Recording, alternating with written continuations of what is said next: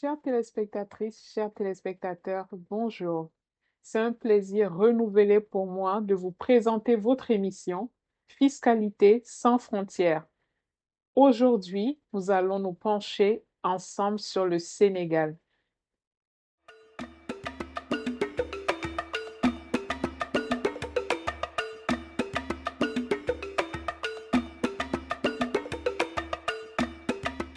Mesdames, Messieurs, bonjour. Je suis heureuse de vous retrouver aujourd'hui pour le numéro de ce mois qui mettra en lumière le Sénégal, un pays en plein essor et à fort potentiel stratégique.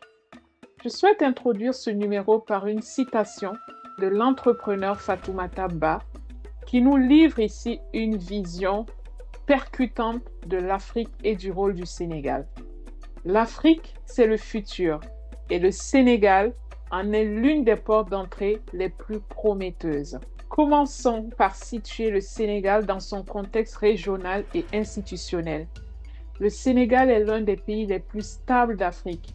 Sa démocratie est ancienne, ses institutions solides et sa diplomatie influente en font un acteur respecté sur la scène continentale. Situé à l'extrême ouest du continent, avec un accès direct sur l'Atlantique, le Sénégal est un carrefour naturel. Sa capitale Dakar abrite de nombreuses organisations internationales et constitue un hub de services, d'innovation et d'affaires en Afrique francophone. Le plan Sénégal émergent, mis en œuvre depuis près d'une décennie, structure une ambition claire: transformer l'économie, moderniser les infrastructures, améliorer le climat des affaires et positionner le pays comme un pôle régional de compétitivité. Voyons maintenant quels sont les secteurs moteurs de l'économie sénégalaise. L'agriculture se modernise avec l'émergence de pôles agro-industriels, des cultures d'exportation plus diversifiées et des investissements dans la transformation locale.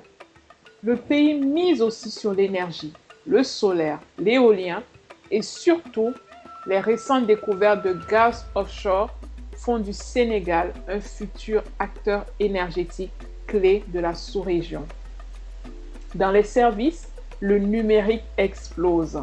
Les startups, les fintech, les services en ligne, notamment en éducation et en santé, transforment l'écosystème entrepreneurial. Ajoutons à cela un programme ambitieux d'infrastructures. L'extension portuaire, nouvelle ville de Diamniadio, les autoroutes modernes, aéroports internationaux connectés, tous les leviers sont activés pour attirer les capitaux. À présent, intéressons-nous au cadre légal et fiscal qui encadre l'investissement au Sénégal.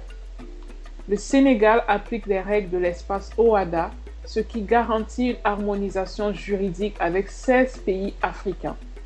C'est un facteur de sécurité et de lisibilité pour les entreprises étrangères.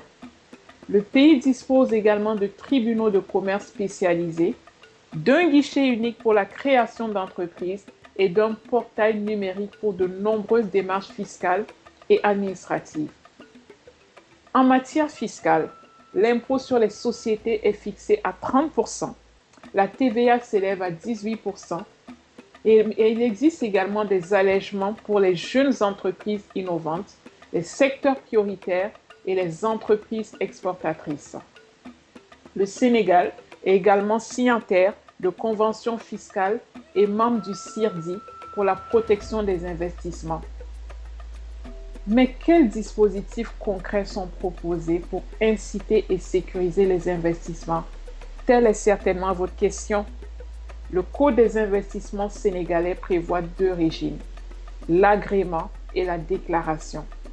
Ils permettent tous deux de bénéficier d'exonérations fiscales temporaires, par exemple sur l'impôt sur les sociétés, la TVA, les droits de douane, d'une réduction de l'impôt minimum forfaitaire, d'un accès facilité aux fonciers industriels et aux services logistiques, de garanties sur la stabilité des conditions fiscales et réglementaires.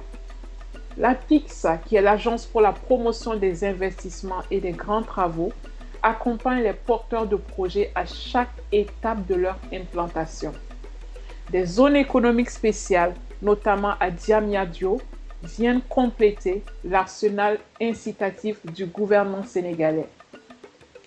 En conclusion, terminons ce numéro par quelques repères stratégiques pour réussir son implantation au Sénégal. Le Sénégal est aujourd'hui l'un des territoires les plus attractifs pour l'investissement en Afrique francophone. Il allie vision, politique, stabilité macroéconomique, capital humain dynamique et infrastructures en développement. Pour l'investisseur structuré que vous êtes ou que vous serez peut-être, bien conseillé et engagé sur le long terme, les conditions sont réunies. Chères téléspectatrices, chers téléspectateurs, j'espère que ce numéro vous aura éclairé sur les potentialités économiques et fiscales du Sénégal. Je vous remercie pour votre attention et je vous retrouve très bientôt pour notre prochain numéro qui sera consacré au Burkina Faso. Comprendre la fiscalité, c'est libérer le potentiel de son patrimoine.